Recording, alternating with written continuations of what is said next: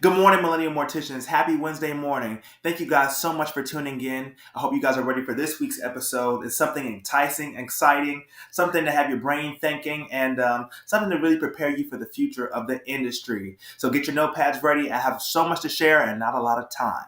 The title of today's episode, guys, is Buried Alive. Buried alive.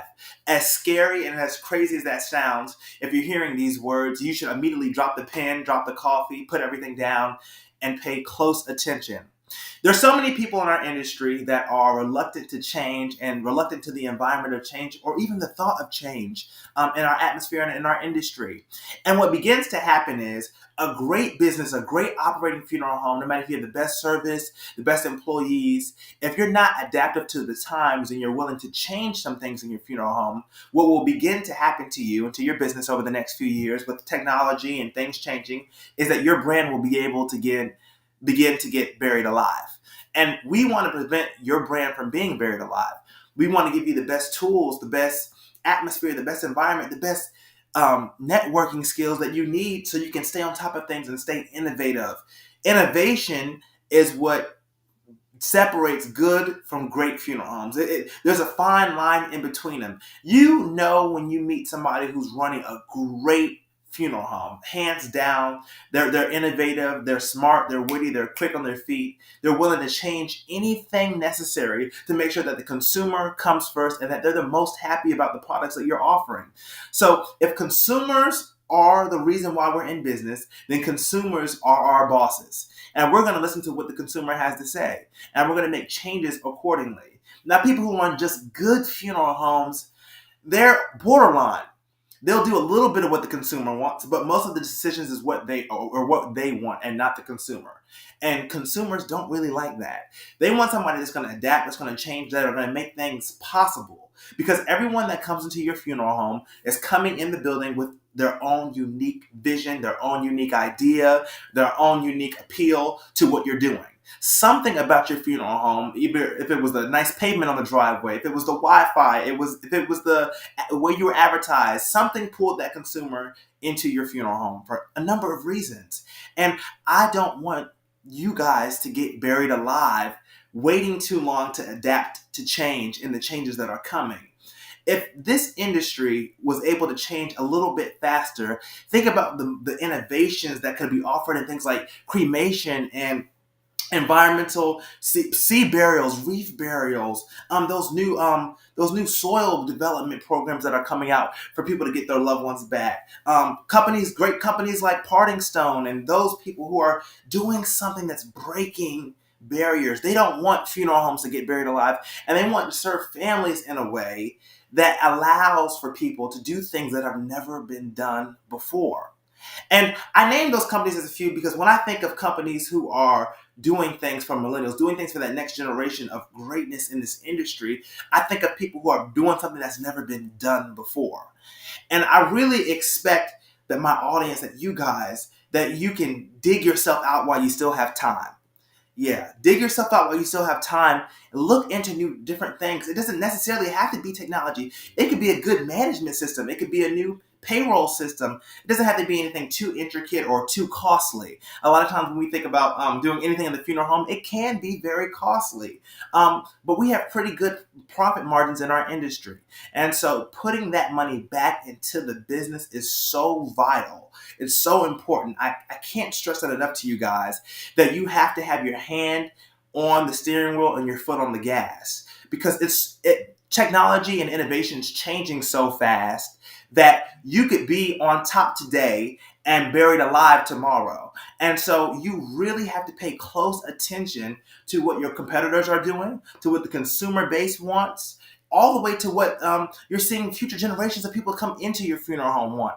One thing about me is if you see me on a funeral, one thing I'm gonna do during that service, I'm people watching. I'm checking my surroundings. I'm doing my job, of course, what I'm supposed to be doing, serving families and helping out where I can. But number two is I'm watching the people and the way they're reacting to certain parts and pieces of the service.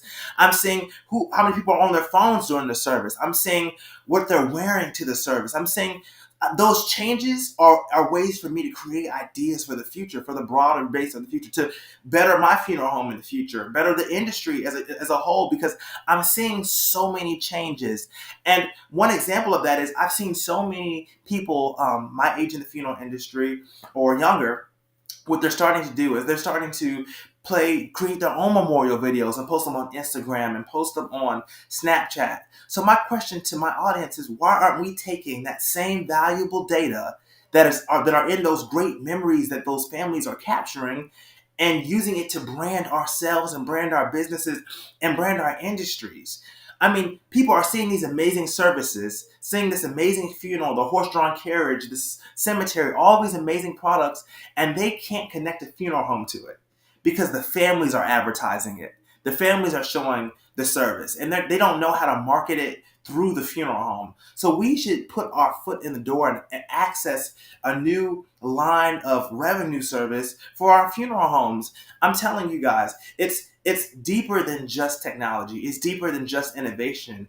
It goes back to the roots. Look at how funeral service has evolved over the years. Who would have ever thought we'd be here today, standing strong, serving families all across the United States, all countries, all over the world, different religions, backgrounds, ethnicities. We have so much to offer our consumers. And I don't want you guys to get buried alive. I don't want you guys to drown. I don't want you guys to be held up by anything that could stop your personal growth and the growth and development of your business.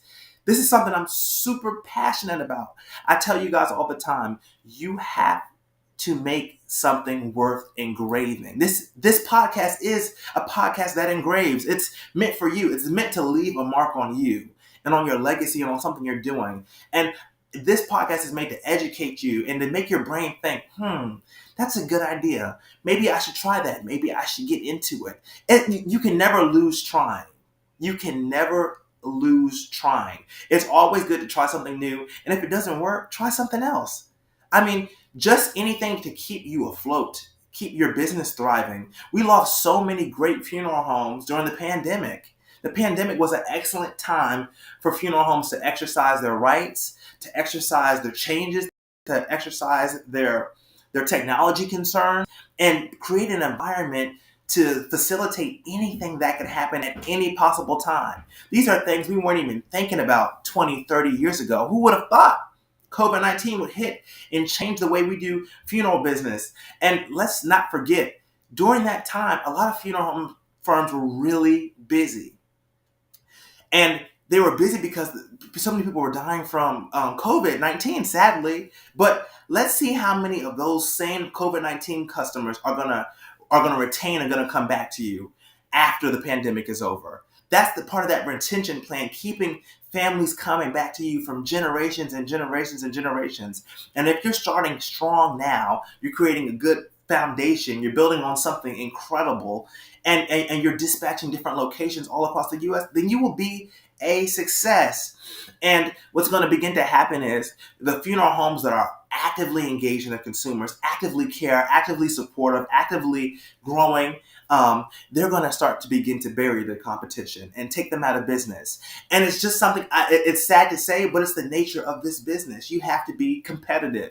You have to keep your eyes out on the competition. You have to remember that you have an end goal, an end prize here, to serve families to the best of your abilities, to give these people the very best products you can give them, and to ultimately be the best funeral home in your area. You're a meeting place. You are a place of business. You're a place of respect and dignity. People go into the funeral home looking for your advice, your knowledge, your skill level. And I always say this: you go in there with the mindset that you, as a mortician, as a funeral director, you guys know what I'm talking about, that you can fix anything.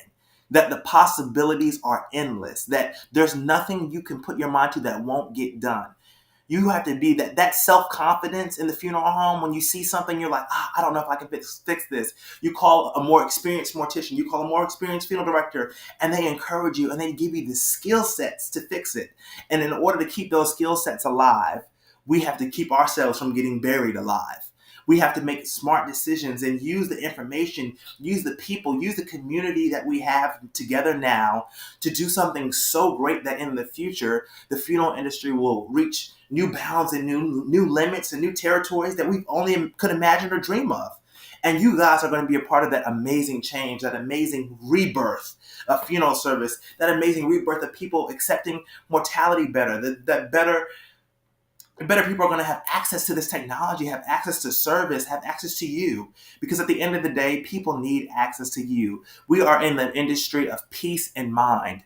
And it goes way beyond the funeral. It goes way after the funeral. And so we're going to engage with these families. We're going to be on top of it. We're going to stay on top of our technology, on top of our staff, our payroll systems. We're going to develop new ways to entice our building, make our building look friendly, clean, neat.